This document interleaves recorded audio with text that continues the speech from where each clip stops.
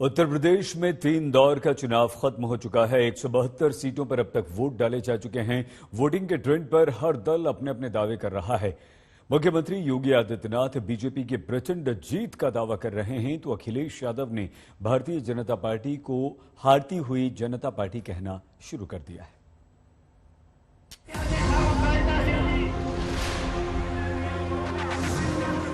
80% सीटें जीतकर भारतीय जनता पार्टी प्रचंड बहुमत की सरकार बना रही है।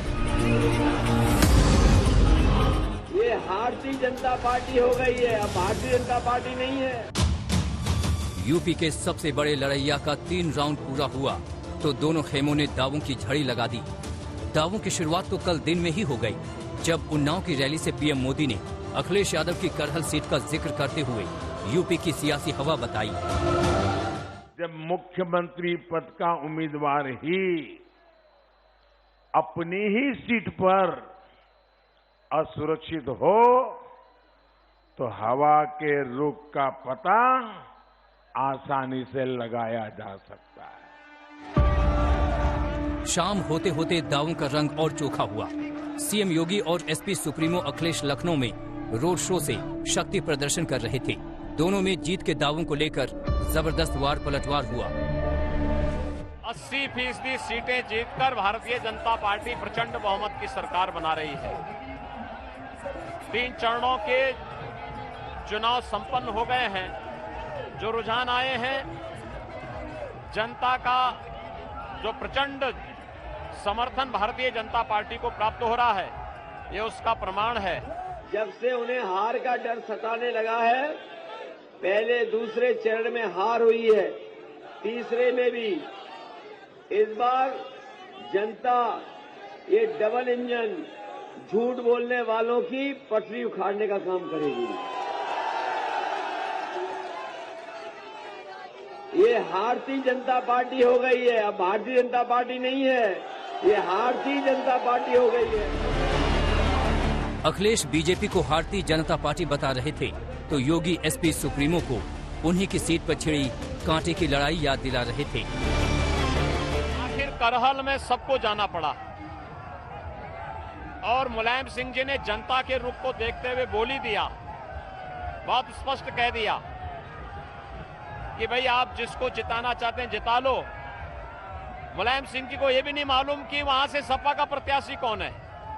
अब ये दुर्गति सपा की हो जाए तो मुझे लगता है अपने आप में हंस। जैसे ही पहले चरण की जनता ने वोट डाला, भारतीय जनता पार्टी के नेता कार्यकर्ता ठंडे पड़ गए, और जिस समय दूसरे चरण में जनता ने वोट डाला, भारतीय जनता पार्टी के नेता सुन्न पड़ गए थे।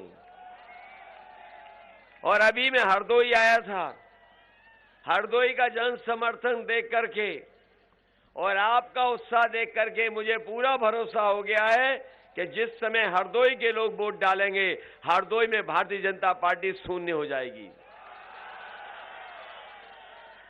और जब ये चुनाव 5वें, 6ठे, 7वें चरण में पहुंचेगा तो आप देख लेना, भारतीय जनता पार्टी के बूथों पर भूत नाचेंगे।